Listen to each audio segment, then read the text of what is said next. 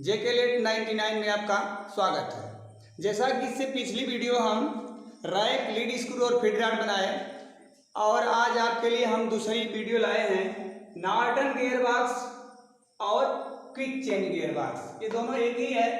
आप जानते होंगे कि जब पहले जो मशीनें बनी थी उसमें इसको हम नॉर्टन गियरबॉक्स के नाम से जानते थे।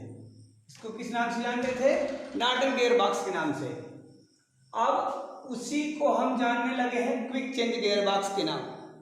कारण क्या है कि पहले जो नॉर्टन गियरबॉक्स की मशीन है उसका एक सचित्र वर्णन यहाँ दिया गया है। आप ध्यान देंगे कि जब इस मशीन पर हम काम करते हैं तो कार्य थ्रेड का भी आता है और अगर हम कार्य करते हैं सेल्फ फीड का कार्य तो इस फीड में इस नॉर्टन गियरबॉक्स का हमें कार्य पड़ता है। आप ध्यान देंगे कि यहाँ से गियर मैकेनिज्म लगा हुआ है, इसको हम गियर ट्रेन के नाम से जानते हैं। गियर ट्रेन लगी है। हम पावर शक्ति संचार को जब मोटर से लेते हैं तो यहाँ पहले हेड स्टॉक से होते हुए शक्ति संचार इस गियर ट्रेन में आती है। इस गियर ट्रेन से जब शक्ति संचार को हम आगे बढ़ाते हैं तो इस बॉक्स के अंदर कौन सा बॉक्स है? क्विक चेंज गियरबॉक्स या नॉर्टन गियरबॉक्स।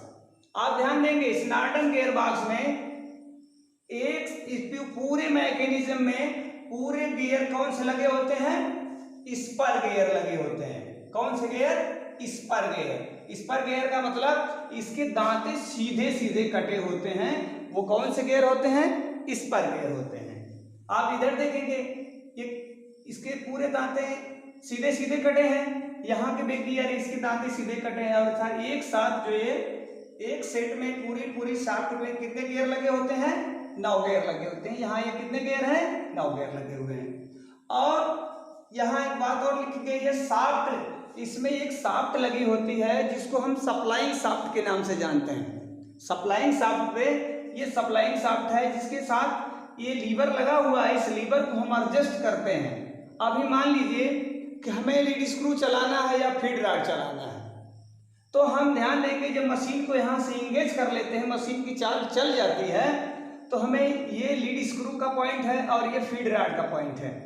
हमें लीड स्क्रू चलाना है तो इसको हम लॉक करके थ्रेड चार्ट के माध्यम से हम देख लेते हैं कि उस थ्रेड के लिए हमें चार्ट के साथ साथ कितने गियर नंबर से हमें सेट करना है। इसको हम चला करके यहाँ इसको एक होल जितने गियर लगे हैं इतने हैं, उसके साथ 9 होल बने होते हैं। कितने? 9 होल बने होते हैं।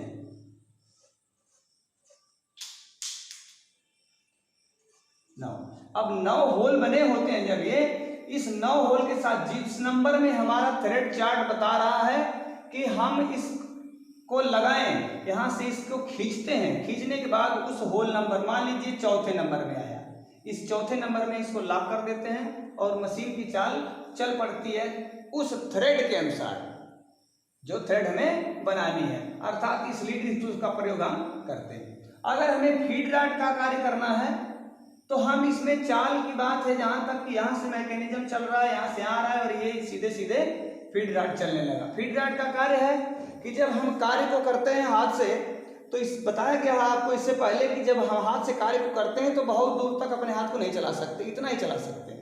इसके साथ साथ जाल की सतह पर जो ये टर्निंग पॉइंट है, टर्निंग सतह है, इस टर्निंग पॉइंट पर बहुत हल्के हल्के रिंकल आने लगते हैं, अर्थात ये सतह समतल नहीं होती है, प्लेन नहीं हो पाती है। तो हम सेल्फ फीड का प्रयोग करते हैं। सेल्फ फीड के लिए इसको हम लॉक करके एक निश्चित चाल में, क्योंकि इससे इस गियरों से चाल कम और अधिक भी होती है, हम उचित चाल पे लगा करके इसको लॉक करते हैं किसी होल में और उचित चाल प्राप्त करके कार्य को कर सकते हैं। ध्यान देने की बात है कि यह जो गियर ट्रेन लगी है, इस गियर ट्रेन के साथ यहाँ एक प्लेट लगी होती है। यहाँ एक प्लेट लगी होती है जिस प्लेट का नाम होता है क्वाड्रेंट प्लेट। कौन सी प्लेट? Quadrant plate. वह क्वाड्रेंट प्लेट पर हम इस गियर को, ये पहला गियर जो है ये गियर तो फिक्स होता है, लेकिन ये 2 गियर इस क्वाड्रेंट प्लेट पर हम आसानी से कार्य के अनुसार हम चेंज कर सकते हैं।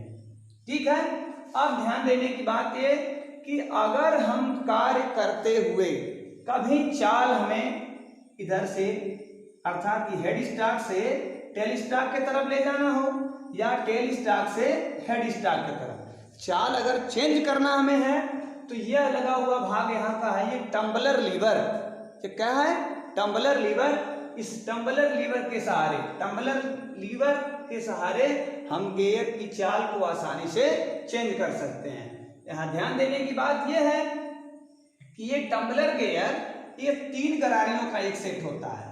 3 गरारियों का एक सेट होता है। जब हम इस गियर की चाल, ये तो गियर चल रहा है क्योंकि ये मेन पॉइंट पे होता है, अगर हम इससे अटैच कर देते हैं तो यह चाल इधर से मतलब हेड स्टॉक से टेल स्टॉक की तरफ चलना शुरू हो जाती है। अगर हम इसको कनेक्ट से हटा दें, इसको डिस्कनेक्ट कर दें, इससे अगर कनेक्ट कर देते हैं तो यह चाल ठीक विपरीत टेल स्टॉक से हेड स्टॉक की तरफ चलने लगती है। इस तरह से यह नॉर्टन गियरबॉक्स और क्विक चेंज, नॉर्टन गियरबॉक्स अन्यथा, क्योंकि यही बात यही कही गई क्योंकि ये पुरानी पद्धति में था और ये नई मशीनें जो आई हैं उसमें क्विक चेंज गियरबॉक्स के नाम से इसको हम लेते हैं। क्योंकि मशीनों में जब पहले कार्य करते थे, अब यही जहां तक इसकी बात है, अब इसको हम खींचते हैं, इसको किसी न किसी होल में हम सेट करते हैं, लेकिन जो नॉर्टन गियरबॉक्स का मैकेनिज्म आ गया है उसमें ऐसी व्यवस्था नहीं है। उसमें एक ऐसे गियर बनाया गया है, इसमें ऐसे सिस्टम, बल्कि इसमें 1 2 3 4 5 6 7 8 इस नॉर्टन गियरबॉक्स की मशीनों में सिर्फ 8 ही सिस्टम दिया हुआ है। इसमें कितना है? 9, और इस 8 पर ही सभी चूड़ियों को आसानी से हम काट सकते हैं। अच्छा, अब बात जहां तक ये है कि इस मैकेनिज्म को कार्य में लेते हुए हम मशीन पर थ्रेड को, जैसे थ्रेड 1 इंच में 8 थ्रेड है, 1 इंच में कहीं 12 थ्रेड है, अन्यथा इंच की थ्रेड है या mm की थ्रेड, इसके साथ हम आसानी से प्रयोग करके काट सकते हैं। जे के लिए 99 में आपका स्वागत है। आपको अगर ये वीडियो अच्छी लगी हो तो इस चैनल को लाइक, सब्सक्राइब, शेयर करें और बेल आइकन को जरूर दबा दें।